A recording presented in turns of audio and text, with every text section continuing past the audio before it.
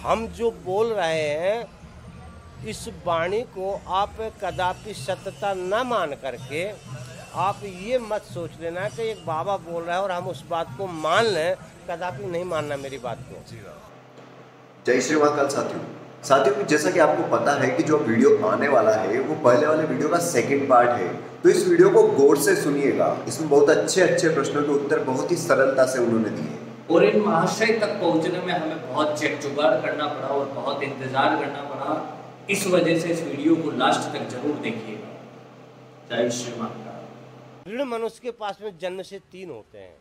एक गुरु ऋण होता है, एक पितृ ऋण होता है, एक ऋषि ऋण होता है। ऋषियों का ऋण दान पुण्य से चुकता है। गुरु का ऋण विद्या से चुकता है कि जो तुमने गुरुओं से विद्या को प्राप्त किया उसको दूसरों को बांटो। जो तुमने गुरु लोगों से ज्ञान की प्राप्ति किया है उस ज्ञान को दूसरों में बांटो। ये गुरु का ऋण चुकता हो जाता है। और पिता का ऋण जब अपने पुत्र को बराबर करके उसकी शादी कर दे तो पिता का ऋण उससे मुक्त हो जाता है। तब वो गृहस्थ आश्रम में जाकर के अपने को व्यतीत करता है। 50 के बाद में वो गृहस्थ आश्रम से धीरे धीरे धीरे निवृत्त हो जाता है और 60 साल पे उसको गृहस्थ आश्रम से निवृत्त ही हो जाता है। फिर वो वानप्रस्थ आश्रम कहलाता है। कहीं भी अगर सरकारी नौकरी भी लग रही है और 60 साल में वो आपको निकाल देते हैं, कह देते हैं अब आपको बैठे बैठे पेंशन मिलेगी, आपको काम करने की आवश्यकता नहीं है। ये गवर्नमेंट के यहाँ भी ये रूल है कि जब 60 साल के आप हो जाते हैं, वानप्रस्थ में जब आप प्रवेश कर जाते हैं तो उस समय गवर्नमेंट भी आपसे काम नहीं लेती है, बैठे बैठे आपको देती है। ऐसे ही जब गृहस्थ आश्रम से जब निवृत्त हो जाता है तब वो वानप्रस्थ में प्रवेश करता है। वानप्रस्थ में जो है ना, सब पति पत्नी सहित दोनों संयम नियम, ईश्वर का चिंतन, कहीं कथा वार्ता, ऋषियों के आश्रम में सेवा करना और अध्ययन करना, और जहाँ कथा वार्ता हो रही, जहाँ ऋषियों की चिंतन हो रहा है, जहाँ तत्ववेचन का ज्ञान हो रहा है, जहाँ अच्छे वेदांत चल रहा है, वहाँ जा कर के वो अपनी स्मृति को फिर जो है ना प्राप्त करते हैं कि मैंने संसार में सब कुछ देख लिया, अब हमको अगले का रास्ता देखना है। जब ऐसे करते करते करते करते 25 साल उनको जब हो जाता है संतों के सानिध्य में, तब एक उनका विवेक जागृत हो जाता है। जब विवेक जागृत हो जाता है तब उनको पता लगता है कि मैं एक ही था और एक ही हूँ और एक ही रहूँगा। अकेला आया हूँ, अकेला जाऊँगा, तो बीच में भी हम अकेले ही हैं। ऐसा जब बोध हो जाता है उसी का नाम सन्यास है। सन्यास कोई वस्तु नहीं है जो कि उठा करके दे दिया। सन्यास तो एक संकल्प है। संकल्प मूलः कामो व्यज्ञः संकल्प संभवा वृत्त नियम धर्मार्थे सर्वे संकल्प जा स्मृता। सन्यास तो एक संकल्प मात्र है, कोई वस्तु नहीं है जो कि उठा के दे दिया। जब संसार के सारे कर्मों से तुम निवृत्त हो जाते हो, कोई कामनाएं नहीं रहती हैं, सारी कामनाओं से शून्य हो जाते हो, तब उसी का नाम सन्यास है। यहाँ पर कोई कामनाएं नहीं है, कामनाओं से निवृत्त है। न हमको धर्म की इच्छा है, न हमको मोक्ष की इच्छा है, न हमको मृत्यु की इच्छा है और न ही मोक्ष की। क्यों? वो अपने आप को जान लेता है। सन्यास प्रवृत्ति में जब प्रवेश करता है तो जान के प्रवेश करता है। वो क्या कहता है? ना हम मनुष्यो, न देवयक्षो, ब्राह्मण, न क्षत्रिय, न वैश्य शूद्रा, न ब्रह्मचारी, न ग्रह बनस्थो, भिक्षुक न चाह हमने बोध रूपा। उसको अपने आप का बोध हो जाता है। जब संतों से संगत में घुसता है, संतों से ज्ञान प्राप्त करता है, तो उसको अपने आप का ही बोध हो जाता है कि मैं कौन हूँ। और जब वो अपने आप को जान लेता है कि मैं वही हूँ, उसी का नाम सन्यास है। वहाँ कोई कामना नहीं है। धर्मो न चार्थो, कामो न मोक्षो, चिदानंद रूपा शिवोहम शिवो। मृत्यु न शंका, माता न जन्मा, पिता नेव पुत्रो, गुरु नेव शिष्यो, चिदानंद रूपा शिवोहम शिवोहम। न मेरा कोई शिष्य है और न मैं किसी का गुरु हूँ, न मेरा कोई पुत्र है, न मैं किसी का पिता हूँ। पिता नेव पुत्रो, गुरु नेव शिष्यो, चिदानंद रूपा शिवोहम शिवोहम। सारी कामनाओं से निवृत्त हो जाने का नाम ही मोक्ष है, और जो मोक्ष स्वरूप है बस उसी का नाम सन्यास है। ये चारों आश्रमों का वर्णन है। बाबा, चारों आश्रमों का आपने बहुत ही अच्छे और सुलभ तरीके से वर्णन किया है। अब इसी के साथ एक और प्रश्न निकल कर आता है हमारा कि बाबा, जैसे 4 आश्रम है वैसे ही मनुष्य के कर्मों के बारे में भी बताया गया है, 4 कर्मों के बारे में, तो आप थोड़ा सा जनता को थोड़ा सा मार्गदर्शन दे सकते। देखो, मनुष्य के पास में 24 घंटे हैं और हमारे पास कर्म भी 4 ही है। 4 से 5 में कोई कर्म था नहीं, है नहीं, होगा नहीं। प्रत्येक मनुष्य के पास में 4 ही कर्म है। 5 में यदि कोई कर्म हो तो हमको बताओ। वो 4 कर्म कौन कौन से हैं? सर्वप्रथम आता है उपार्जन, जिससे तुम्हारा जीविका चलेगा। दूसरा कर्म आता है आहार विहार। तीसरा कर्म आता है निद्रा। चौथा कर्म आता है ईश्वर का भजन। ये 4 कर्म है मनुष्य को। अब चारों कर्मों को करने के लिए हमारे पास में 24 घंटे हैं और 24 घंटे के अगर भाग करता हूं तो 6 चौको 24। एक एक कर्म के लिए 6-6 घंटे बांट दिए जाते हैं। अब उन घंटों को, चारों कर्मों को मनुष्य अपनी बुद्धि और विवेक से काम करता है। वह सबसे बड़ा मूर्ख है जो 6 घंटे तक जो है ना आहार विहार में ही लगा रहेगा। अरे 6 घंटे तुम भोजन बनाते, खाते पीते रहोगे, खेलते ऐसे रहोगे तो कैसे काम चलेगा भाई? समय की बर्बादी क्यों? नहीं तो उसमें से डोनेशन निकाल लो। 2 घंटे आहार विहार में से निकाल करके उपार्जन में हम 2 घंटे लगा देते हैं तो 8 घंटे का उपार्जन हो जाएगा, जो कि गवर्नमेंट भी 8 घंटे की सर्विस देता है। तो 8 घंटे उसमें लगा दो और 4 घंटे में आप आराम से अपने आहार विहार का काम कर लो। 2 घंटे में आराम से भोजन बना करके, 1 घंटे में भोजन बना के खा पी करके 1 घंटा टहल सकते हो, बस आहार विहार हो गया और क्या। तो 2 घंटे उसमें से निकाल के उपार्जन में लगा दिया जाए, ये बुद्धिमानी है। इसके अलावा फिर आता है निद्रा। तो अधिक सोने से मनुष्य की आयु क्षीण होती है।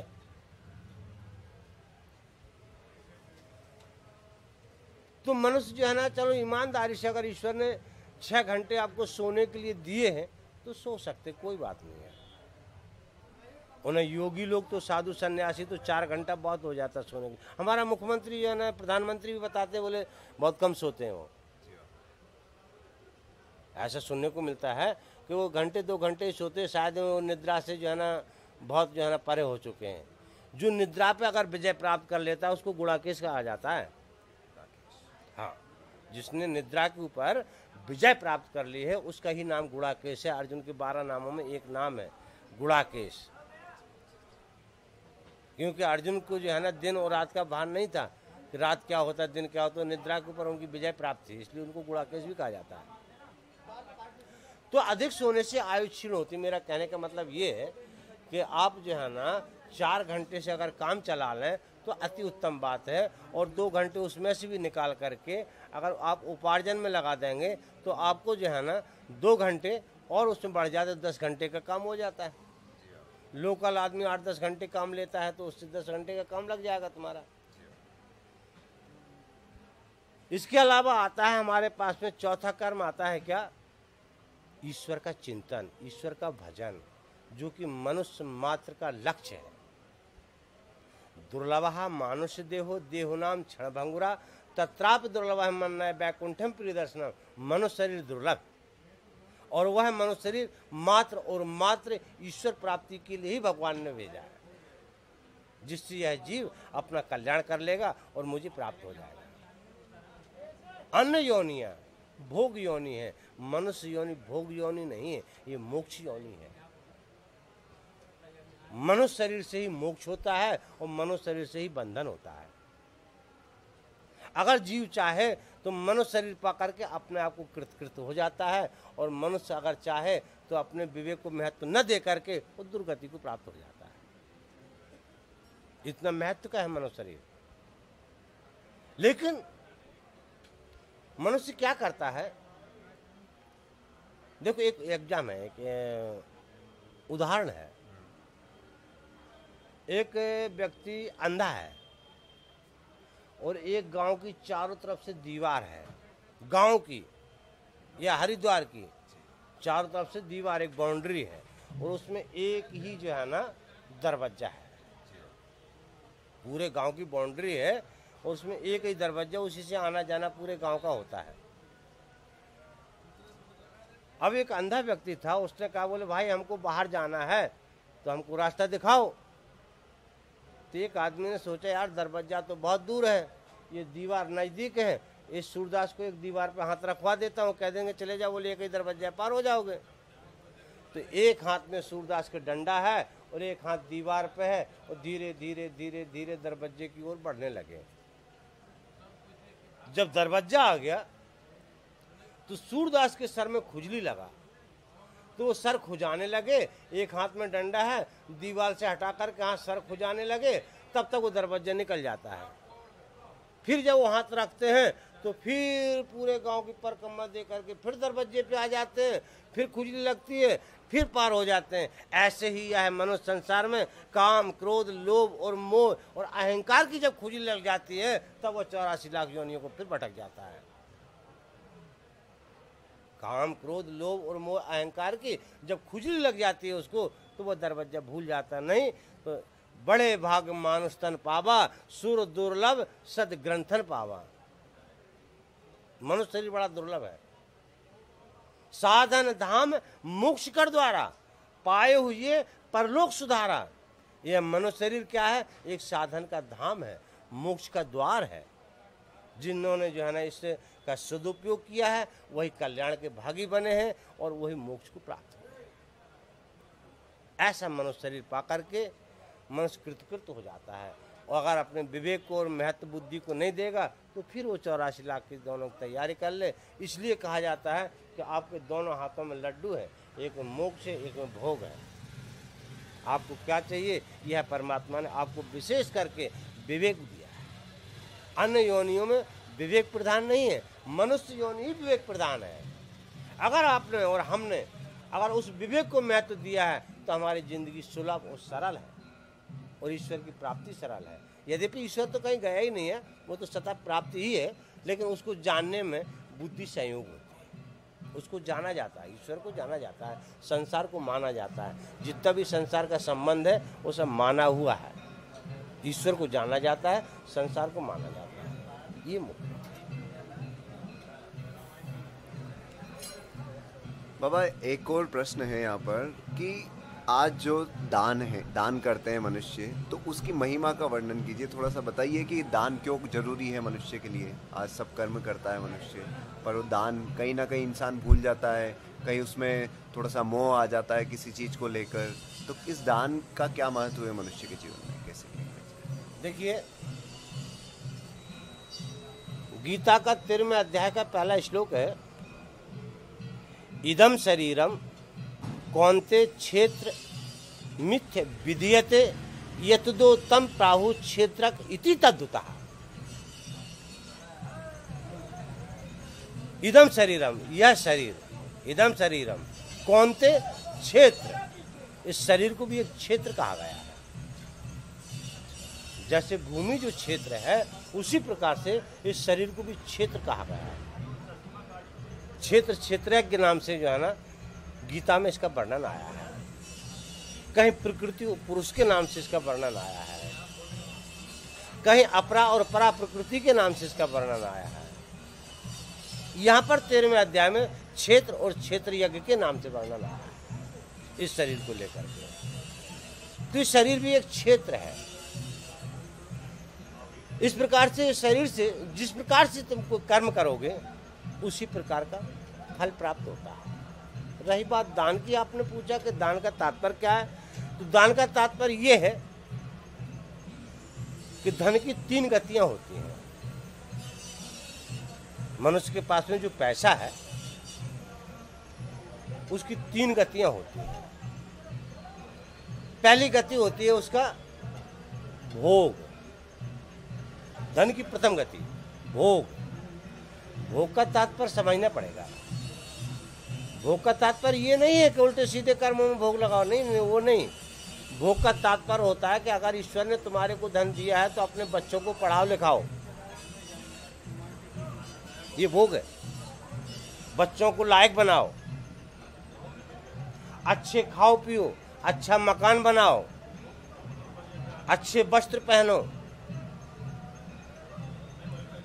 ये भोग है। कहीं प्याऊ लगा दो, कहीं भूखे को रोटी खिला दो, ये भोग है। सर्वप्रथम जो है ना, भोग के उपरांत अगर कुछ बचता है तो उसको धर्म में, कहीं गौशाला है, कहीं आश्रम है, कहीं देखो ये आश्रम कमजोर है, इसको जो है ना यहाँ से विकास होगा। आपको प्रज्ञा को जिले में देख करके हम जो बोल रहे हैं, इस वाणी को आप कदापि सत्यता न मान करके आप ये मत सोच लेना कि एक बाबा बोल रहा है और हम उस बात को मान लें। कदापि नहीं मानना मेरी बात को। हम आपको बोलते हैं मेरी बात को कदापि नहीं मानना।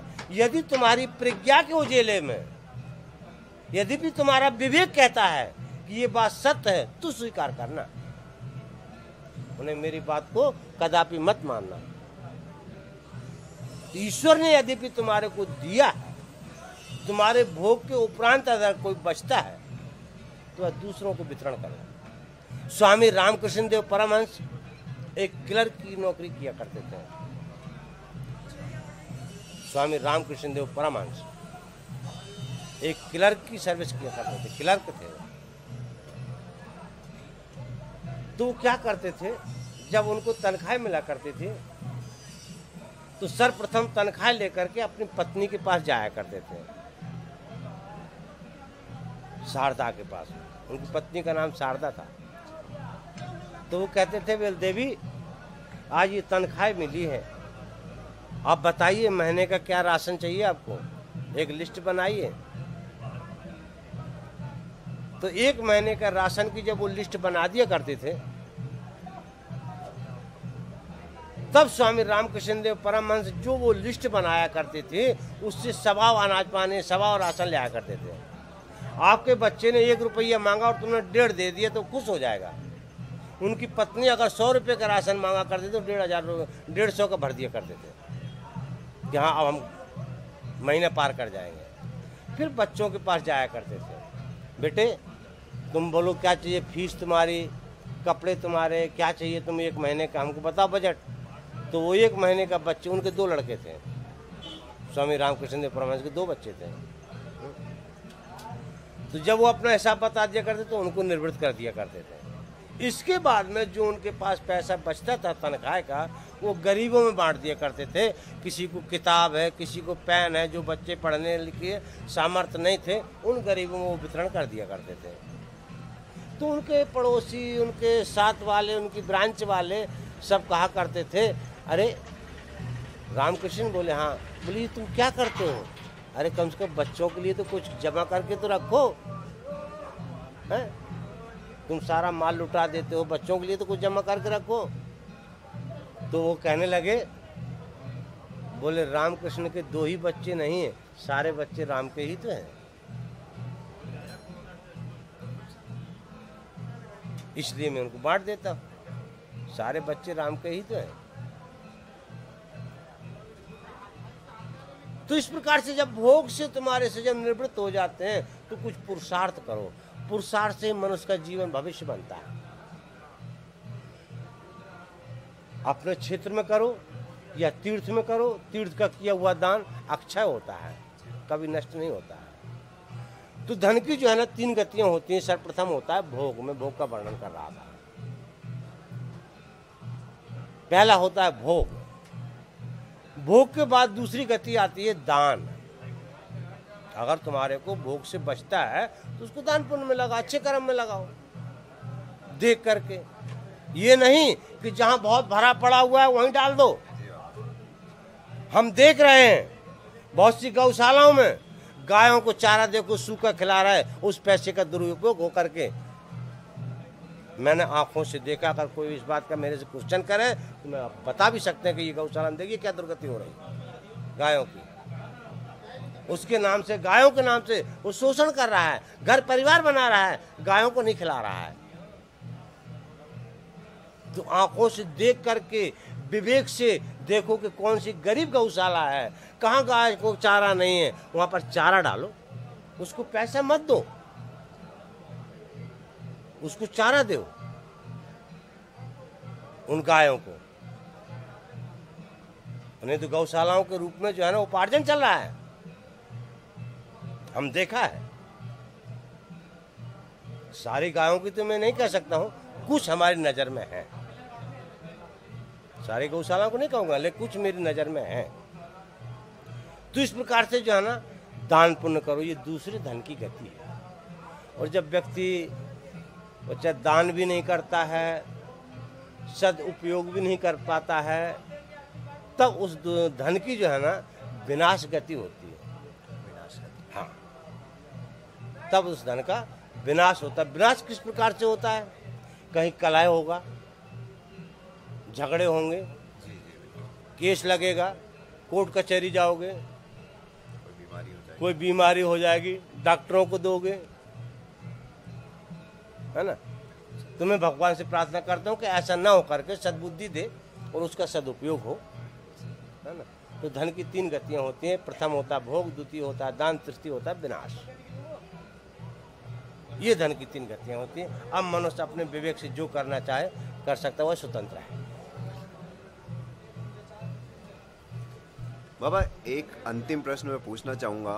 बाबा आज के युवाओं में, आज की जो पीढ़ी है उसमें खुद के धर्म को के प्रति तो उदासीनता छा रही है, और पाश्चात्य संस्कृति जो बाहर के हैं उनकी तरफ वो ज़्यादा आकर्षण का अनुभव करते हैं। मतलब तो मैं चाहूँगा कि आप थोड़ा सा उनका मार्गदर्शन करें कि वो खुद के धर्म की महत्वता को समझें उनकी तरफ, क्योंकि पाश्चात्य संस्कृति के जो लोग हैं वो अपनी तरफ आ रहे हैं और इधर के लोग उस तरफ जाने के लिए आकर्षण का अनुभव कर रहे हैं। देखो, हंसों के कहीं झुंड नहीं होते हैं, हंसों के कहीं झुंड नहीं होते हैं, संतों की कहीं टोलियां नहीं होती हैं। ये कुंभ छोड़ करके, कुंभ में तो पता नहीं कहाँ से एकत्रित होते हैं, कुंभ के अलावा की बात कर रहा हूँ। तो संतों की कहीं टोलियां नहीं होती, हंसों के कहीं झुंड नहीं होते हैं, अमृत के कहीं कलश नहीं होते हैं। सुने सुधा देखियो गरल, रामायण में एक चौपाई आती है। अमृत को खाली सुना गया है, देखा नहीं है, लेकिन जहर को देखा गया है ना। सुने सुधा देखो गरल। तो जहाँ व्यक्ति जो है ना अधिक भीड़ होती है, तो वहाँ पता नहीं क्यों आकर्षण हो जाता है, भीड़ में जाकर के फंसता है। लेकिन एकांत में जो योगी ध्यान कर रहा है, एकांत में बैठा जो भजन कर रहा है, उसकी तरफ नहीं जाएंगे, जो कि वास्तविकता है। भीड़ में भजन थोड़ी सी होता है, भजन तो एकांत में होता है, बाकी तो आडंबर है। वो भीड़ की तरफ भागता है, इसलिए जो है ना अपनी संस्कृति को भूल जाता है। एक बात बताता हूं, मैं किसी का नाम नहीं लूंगा। एक बहुत बड़ा कथाकार है और उसने कहा बोले शिष्य बनाने की परंपरा है, तो 100, 200, 1000, 500 आदमियों को बिठा लेगा और मंच पे बैठ करके वो मंत्र दीक्षा देगा और शिष्य बन गए बोले तुम है? लेकिन तुम्हारे जो मन में शंखाएं हैं वो तुम उसकी शांति में बैठ करके अपना कुछ नहीं कर सकते, क्योंकि टाइम ही नहीं है उसके पास। तो तुम्हारी शंका कैसे समाधान होगी?